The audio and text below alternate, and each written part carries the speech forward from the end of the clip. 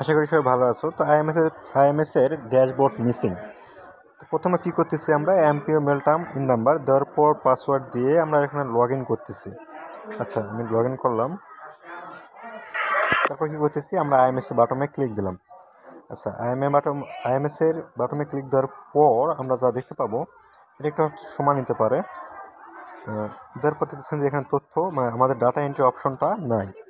Data অপশনটা যখন নাই, তখন আমরা কি করতে হবে, এটা প্রথমে যেটা করতে হবে সেটা হলো আমরা এই ওয়েবসাইট থেকে লগ আউট করে বের হয়ে আসবো। আমরা লগ আউট করে বের করে আসলাম, আসার পর আমরা লগ ইনে ক্লিক করলাম।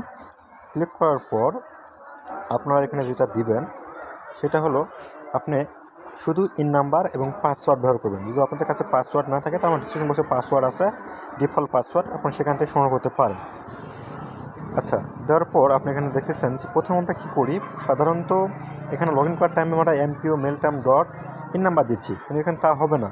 আপনি এমপিওটা বাতিল করবেন, দেওয়ার পর এখানে শুধু দেবেন হচ্ছে ইন নাম্বার আর ডিফল্ট যে পাসওয়ার্ডটা আছে আপনাদের আইএমএস যে তথ্য হালনাগাদের যে সিটিটা আছে সেই সিটিটা বাদ দেবেন।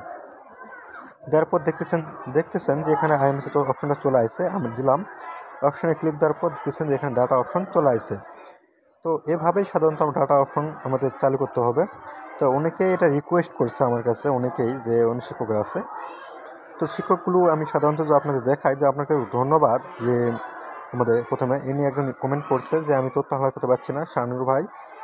এখানে দেখেছে মাহফুজ, দেখেছে সাইফুল বা ইত্যাদি।